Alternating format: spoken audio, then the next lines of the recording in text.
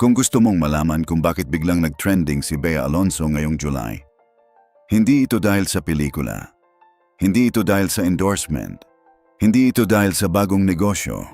Ito ay dahil sa isang bagay na matagal na nating hinihintay at marami sa atin ay halos nawalan na ng pag-asa na mangyayari pa. Pero noong gabi ng July 13, tahimik, simple at walang kahit anong grand announcement, nangyari na ito. Kasi ang pinakamagandang love stories, hindi nagtatapos sa isang grand wedding sa Spain na may glamorous na gown at libu-libong bisita. Nagtatapos ito ng alas 7 ng gabi sa isang simpleng silid, kasama lang ang mga taong tunay na mahalaga.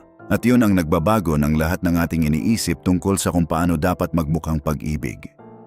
Balikan natin ang simula, kasi hindi nagsimula ang kwentong ito noong July 13. Sa loob ng maraming buwan, puno ng chismis ang internet tungkol kay Bea Alonzo at Vincent Ko, ang presidente ng Pure Gold Price Club, na daw ay nagpaplano ng kasal sa Spain.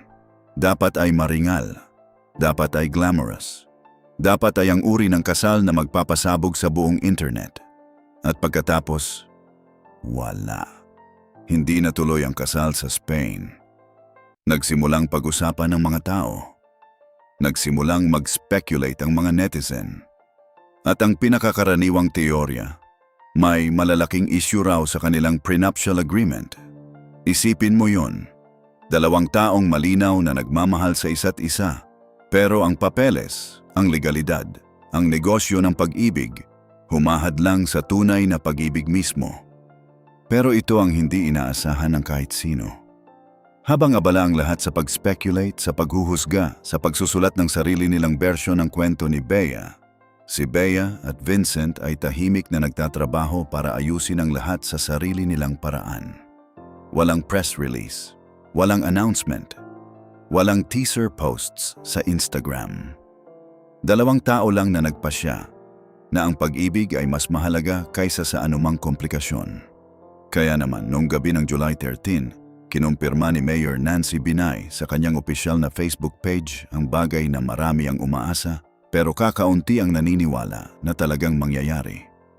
Kinasal na sina Bea Alonzo at Vincent Conde's civil wedding. Simple, intimate, totoo. Mismo si Mayor Binay ang nagbati sa mag-asawa at nag-post pa ng larawan. At ang isang post na yon ay nagpadala sa buong internet sa isang malaking kaguluhan. Naganap ang kasal ng alas 7 ng gabi. Kakaunti lang ang naroroon. Kasama na ang mga may-ari ng Sekosana, ang business partner ni Bea Alonzo para sa kanyang brand na Bash. Walang grand venue, walang elaborate na setup. Pag-ibig lang, nagpakita na sa wakas pagkatapos ng lahat. Pero sandali, pag-usapan natin kung sino talaga si Vincent Ko. Kasi hindi ito basta love story ng isang celebrity. Ito ay isang billionaire love story. Si Vincent Ko ang presidente ng Pure Gold Price Club, isa sa pinakamalaking supermarket chain sa Pilipinas na may mahigit 6 na rang stores sa buong bansa. Nanguna siya bilang presidente noong 2015 at sa ilalim ng kanyang matatag na pamumuno, lumago ang kita ng kumpanya ng hanggang 20%. Noong 2024 pa lang, ayon sa Insider PH, umabot ang revenue ng Pure Gold sa humigit kumulang 10.4 billion pesos. At ang kasalukuyang halaga ng Pure Gold sa stock market sa ilalim ng kanyang pamumuno, mga 92 billion pesos. Pero yun lang ang itinayo niya mismo. Si Vincent Ko ay anak din ni Lucio at Susan Ko.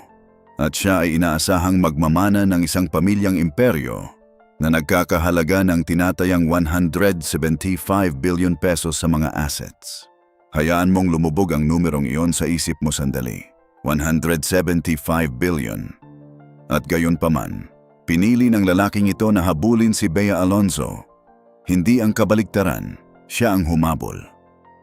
Kaya naman ang nagpapalakas ng kwentong ito ay hindi ang pera, hindi ang business empire, hindi ang 175 billion pesos.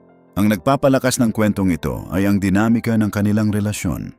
Kasi kung titingnan mo ang mga nakaraang relasyon ni Bea, ang kanyang relasyon kay Gerald Anderson, ang kanyang relasyon kay Dominic, lagi kang makakakita ng isang pattern. Si Bea ang laging gumagawa ng mas maraming pagsisikap. Si Bea ang laging humahabol. Si Bea ang laging nagbubuhos ng mas marami sa kanyang sarili sa mga relasyong hindi pa handa na tanggapin siya. Pero ngayon, si Vincent Ko ang humabol sa kanya. Siya ang nagpakita. Siya ang nagpakita na malinaw. Gusto kita at handa na ako. At si Bea, sa unang pagkakataon, pinayagan ang kanyang sarili na simpleng mahalin. Ang pagbabagong iyon ang lahat. Ngayon, pag-usapan natin si Bea mismo. Kasi nararapat siyang magkaroon ng sariling sandali sa kwentong ito.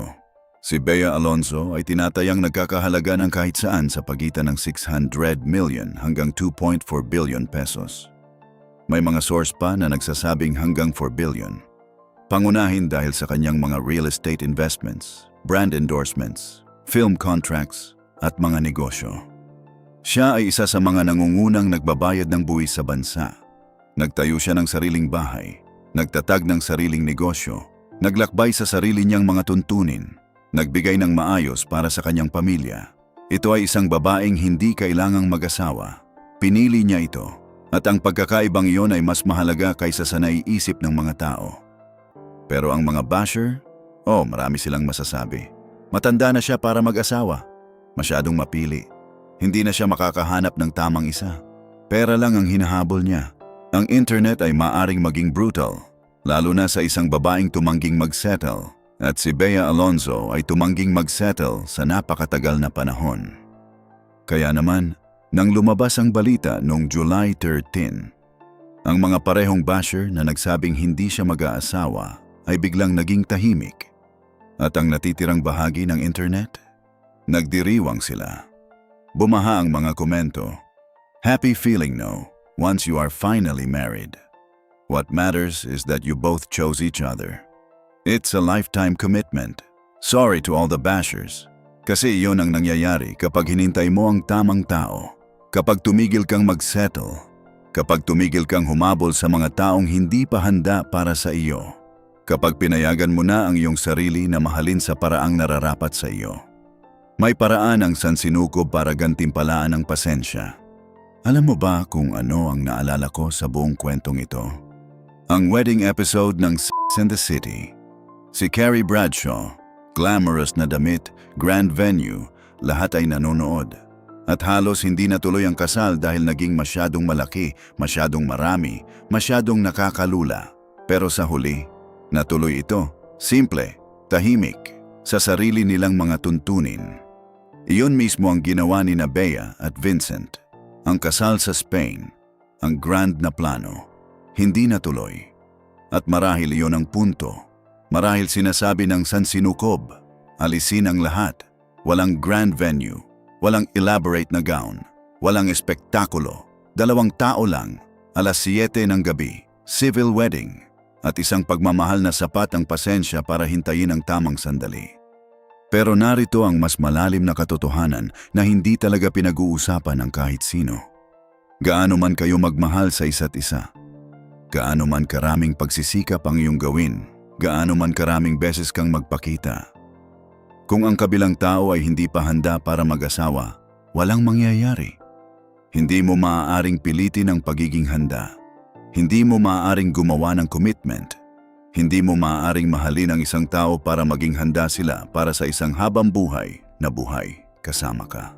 At iyon ang pinakamahirap na aral sa mga relasyon. Kaya naman, ang nagpagana nito, ang nagdala sa love story ni Bea at Vincent sa magandang conclusion nito ay parehong handa sila. Sa parehong oras, tumitingin sa parehong direksyon, sa pantay na antas. Handa si Vincent na manguna, handa si Bea na tumanggap. At magkasama, parehong handa silang mag-commit. Hindi iyon swerte, hindi iyon timing. Iyon ay 2 taong gumawa ng panloob na trabaho, gumawa ng mahihirap na desisyon, at pinili ang isa't isa, ng buo, ng ganap, at walang pag-aalangan. Maikli, matunog. Pagkatapos ay mas mahaba para bumuo ng momentum. Pinili nila ang isa't isa. Iyon na yun. Iyon ang buong kwento. Hindi ang 175 billion pesos. Hindi ang 6 na rang stores. Hindi ang glamorous na kasal sa Spain na hindi natuloy. 2 tao lang. Isang babaeng nagtayo ng sariling imperyo at tumangging mag-settle at isang lalaking may lahat ngunit pinili pa ring habulin siya.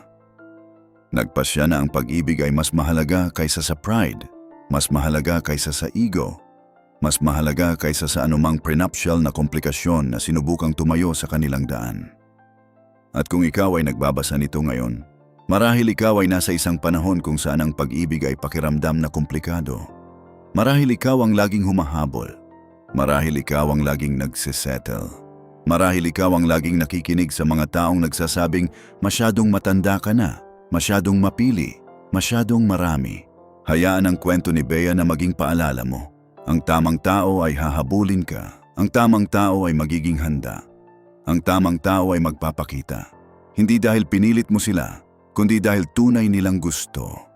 At kapag nangyari iyon, hindi mo na kailangan ng grand wedding sa Spain. Hindi mo na kailangan ng libu-libong bisita. Hindi mo na kailangan ng perpektong damit. Kailangan mo lang ng 7:00 ng gabi, ilang taong nagmamahal sa iyo, at isang taong tumitingin sa iyo na parang ikaw mismo ang lugar kung saan nila gustong manatili. Ang pinaka-hindi karaniwang anggulo. Hindi ito isang kwento ng kasal ng isang celebrity. Ito ay isang kwento tungkol sa nangyayari kapag ang isang babae ay tumigil sa paghahabol at nagsimulang tumanggap. At kung paano ang isang pagbabagong iyon ay nagbabago ng lahat. Tulad ng sinasabi sa 1 Corinthians chapter 13 verse 4 hanggang 7.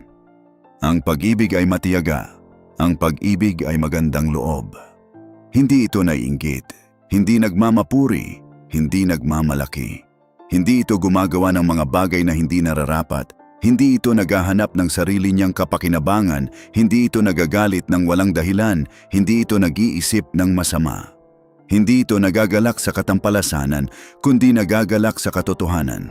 Tinatanggap nito ang lahat, naniniwala sa lahat, umaasa sa lahat, nagtitiis sa lahat. Maligayang bati, Bea at Vincent. Hindi lang kayo nagpakasal. Pinatunayan ninyo na kapag ang pag-ibig ay sapat ang pasensya, kapag ang dalawang tao ay handa na sa wakas, pantay na sa wakas, tumitingin sa parehong direksyon sa wakas. Walang prenuptial na komplikasyon, walang nabigong kasal sa Spain, walang komento ng basher, at walang dami ng pagdududa ang makakatigil sa kung ano ang tunay na itinakda. Kaya sa susunod na may magsabi sa iyo na masyadong matanda ka na, masyadong mapili, o masyadong marami, alalahanin si Bea Alonzo. Naghintay siya. Itinayo niya ang kanyang sarili, tumangging mag-settle, at nahanap siya ng pag-ibig.